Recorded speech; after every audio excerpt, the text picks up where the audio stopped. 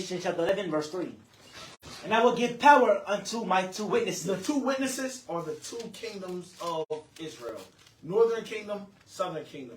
Samaria, Jerusalem. Israel, Judah. Those are the two witnesses. As a matter of fact, give me that about who God's witness is. What is it, Isaiah 43 and 1? Yeah. I think so. Let me see. Isaiah 43 and 1. And then, yep, Isaiah 43 and 1. Read that for me real quick. The book of Isaiah chapter 43, verse 1. Read. But now, thus saith the Lord that created thee, O Jacob. O Jacob. And he that formed thee, O Israel. And he that formed thee, O Israel. So who are we talking about here? Jacob. Who are we talking about here? Israel. Did that verse? No. Finish it out. Fear not, for I have redeemed thee. I have called thee by thy name. Thou art mine. Jump down to verse 10. Verse 10. Ye are my witnesses. Read it again. Ye are my witnesses. Who are the witnesses of God? Jacob, Israel. We are the witnesses of God. Somebody tell the Jehovah Witnesses that. The Jehovah Wicked Church. Somebody tell them that. The only witnesses of God are the Israelites. That's right. Real talk. Read it again. Ye are my witnesses, saith the Lord, and my servant, whom I have chosen, that ye may know and believe me. That ye may know and believe the Lord. Read. And understand that I am he. Before me there was no God formed, neither shall there be after me. Let's go back to Revelation 11 and 3. We're not going to go all through this. We're going to save this for another class, but we're going to touch it a little bit. Read that. The book of Revelation, chapter 11, verse 3. And I will give power unto my two witnesses. The two witnesses, Samaria and Jerusalem. The two kingdoms of Israel. Keep reading.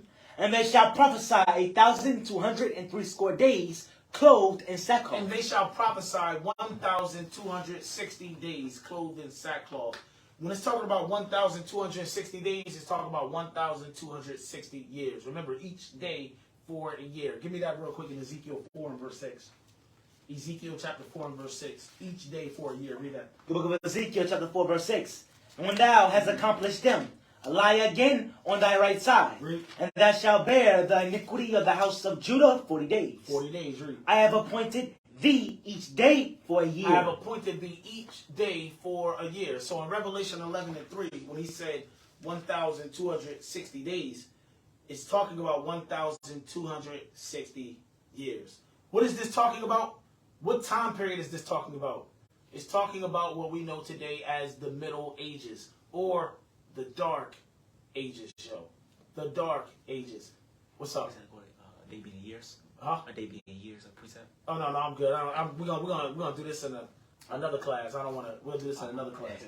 And so what was that? Oh, it's talking about the Dark Ages. The Dark Ages. When did the Dark Ages begin? Go out of this.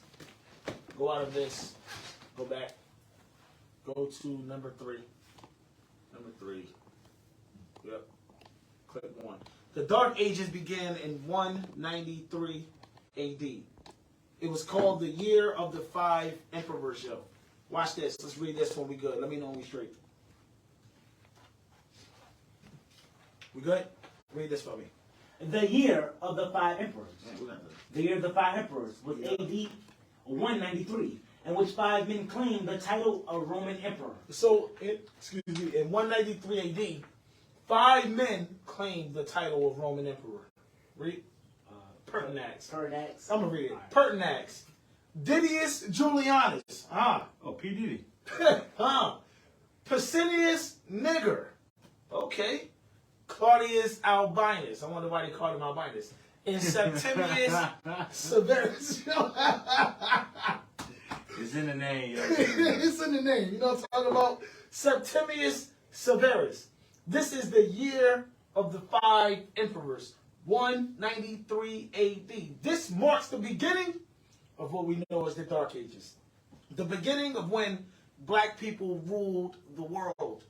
It started off with black people ruling over Rome, yo.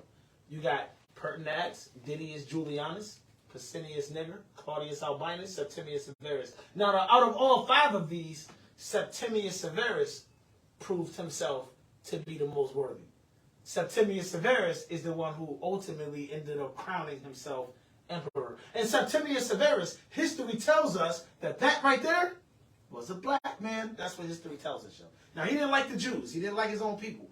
But history tells us he was a black man. And Persinius nigger, I mean, come on, the word nigger literally means black. Matter of fact, go over, get the definition of nigger real quick.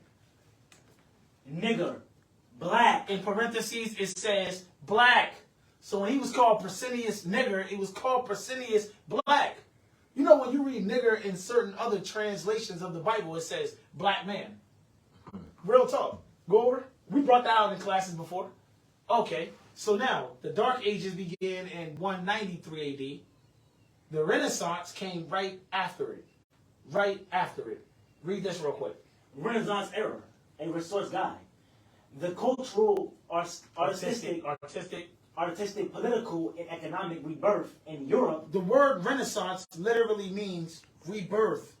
It was the rebirth of the Edomite, the so-called Caucasian, back into power. Keep going. Referred to as the Renaissance, occurred during the 14th and 17th centuries. It occurred between the 14th and 17th centuries. Read. This guide highlights collection materials at the Library of Congress, as well as useful external online research. Let's go over. Let's read this. Introduction. The Renaissance was a period in European history which formed a bridge between the Middle Ages and the modern era. The Renaissance arrived at different countries at varying times. So the Renaissance occurred in different countries at varying times, at different times, right? Italy was the first to experience this movement beginning in the 14th century, while it did not reach England until the 16th century. So Italy, Rome, was the first to experience the Renaissance. But the Renaissance didn't reach England until the 16th century. This is why you got King James, the black man still ruling in Europe in the 1600s, show. Because the Renaissance didn't reach there until the 16th century. But keep going. A general consensus among a general consensus. A general consensus, Salakia, among his. I'm gonna read. A general consensus among historians is that by the early 17th century, the Renaissance had come to an end. So they say the Renaissance ended in the early 17th century. There are several important events which led to the emergence of the Renaissance. These include the fall of Constantinople in 1453 to the Ottoman Turks, which marks the end of the Byzantine Empire. I'm going to stop right there, yo. I'm going to stop right there. This is the beginning of the Renaissance, man. The Renaissance began with the fall of Constantinople in 1453. This is the beginning of the Renaissance. The discovery of the New World in 1492. The discovery of the New World, right. That's talking about when Christopher Columbus sailed the ocean blue. And you know, right around this time as well, you know what else happened right around this time? With the start of, you know what else started right around this time in 1492? The transatlantic slave trade. We've been taught in school that the transatlantic slave trade started what, in the 1600s? Yes, 16. The first slaves came to the Americas in the 1600s. That's a lie. That's a cap. That's just what they teach you. They tell each other the truth. Real talk. And we're going to show you, too. We're going to show you that in this class.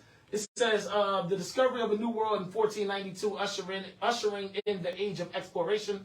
The Protestant Reformation, that's when the Protestant church broke away from the Catholic Church. The invention of the printing press by Johannes Gutenberg around 1440.